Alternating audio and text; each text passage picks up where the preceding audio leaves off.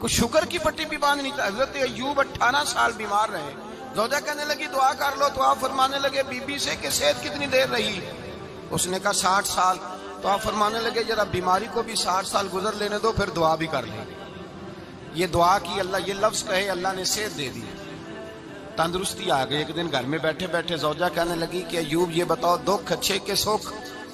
آپ فرمانے لگے سارے دن ہی اللہ کے ہیں پر دکھ بڑے اچھے تھے. مجھ سے پوچھو تو دکھ بڑے اچھے تھے. کہا کس طرح؟ تو حضرت ایوب فرمانے لگے جب میں بیمار تھا تو 24 گھنٹے میں ایک دفعہ میرا رب میرا حال پوچھا کرتا تھا. ایک دفعہ میرا اللہ پوچھتا تھا ایوب تیرا حال کیا ہے؟ فرماتے ہیں 12 گھنٹے تو لذت ہی رہتی تھی کہ میرے رب نے میرا حال پوچھ لیا، اور اگلے 12 گھنٹے میں انتظار کرتا تھا مالک حال دوبارہ کب پوچھے گا. فرمانے لگے اب صحت تو ہو گئی ہے پر اب میرا رب میرا حال تو نہیں نہ پوچھتا. بھائی مشکلات جو ہوتی ہیں وہ تو تجھے سجا دیتی ہیں، سوار دیتی ہیں. تجھے یاد آتا ہے کوئی اپنا، جب تجھے درد ہوتی ہے نا، تکلیف ہوتی ہے، پھر تیرا دل کرتا ہے کوئی کندھا ملے جہاں میں سر رکھ کے رہوں. پھر اسی لیے تو کسی درویش سے کسی نے پوچھا تھا اپنا کون ہوتا ہے؟ تو کہا جو تجھے دکھ کے وقت یاد آئے وہ تیرا اپنا ہے. جو تجھے عین آزمائش کے وقت یاد آئے اور تجھے اس کا نمبر فوراً تیرے موبائل پہ چلنے لگے وہ تیرا اپنا سجن ہے جس کو تو دکھ کے وقت یاد کرے. تو بھائی مشکلات کے بعد جو اللہ آسانی دیتا ہے. حضرت ابراہیم کو آگ میں بھی پھینکا گیا، حضرت ابراہیم علیہ السلام کو ستایا بھی گیا، نکالا بھی گیا، لیکن جب ان مشکلات سے گزرے تو میرا رب فرماتا ہے وَإِذِ ابْتَلَىٰ إِبْرَاهِيمَ رَبُّهُ بِكَلِمَاتٍ فَأَتَمَّهُنَّ قَالَ إِنِّي جَاعِلُكَ لِلنَّاسِ إِمَامًا. کہا جب ابراہیم پورے اترے تو پھر ہم نے انہیں امام بنا دیا. یا اللہ کس طرح کی امامت دی؟ فرمایا میں نے اتنی اعلیٰ شان عطا کی ہے کہ اپنے لاڈلے رسول کو جناب ابراہیم کی نسل میں پیدا فرما دیا ہے. میں نے مصطفیٰ کو ان کی نسل میں پیدا کر دیا، قیامت تک کے لیے ان کا وقار بڑھا دیا. اللہم صلی علی محمد وعلی آل محمد کما صلیت علی ابراہیم وعلی آل ابراہیم. ان کی عظمت بڑھا دی اس لیے کہ جب وہ آزمائش سے گزر کر کے آئے پھر جو آسانی دی. میرے نبی پاک صلی اللہ علیہ وسلم نے دین ابراہیمی کی بہت ساری چیزوں کو رکھا.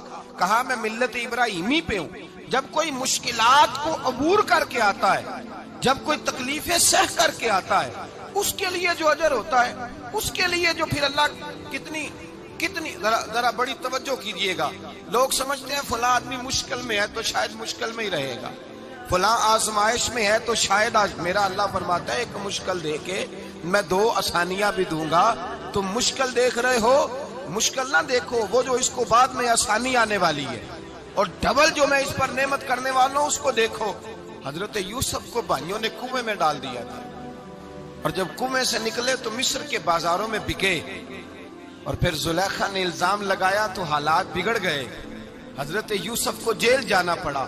کتنی کٹھن زندگی تھی، لیکن میرے مالک کو کچھ اور ہی منظور تھا. کنویں میں گرنے والے، بازار میں بکنے والے، جیل میں جانے والے، الزام لینے والے جناب یوسف کو رب کریم نے اسی مصر کا بادشاہ بنا دیا. اللہ پاک نے اسی مصر کا حکمران بنا دیا. یاری تیری سونا ہے پر ازمیشاں تیریاں اگ. اے سونا پرکھیا جاوند آئی پہلو نال اگاں دے لگ. اس کے لیے تھوڑا سا جتن کرنا پڑتا، تھوڑے کٹھن حالات سے گزرنا پڑتا، تھوڑی آزمائشوں کا روپ دیکھنا پڑتا. ہم چاہتے ہیں کہ ہمیں چھیڑے کوئی نہ کوئی تکلیف نہ آئے، کوئی آزمائش. یہ ہو نہیں سکتا میرے بھائی. نامی کوئی بغیر مشقت نہیں ہوا. 100 بار جب عقیق کٹا تب جا کر نگی ہوا.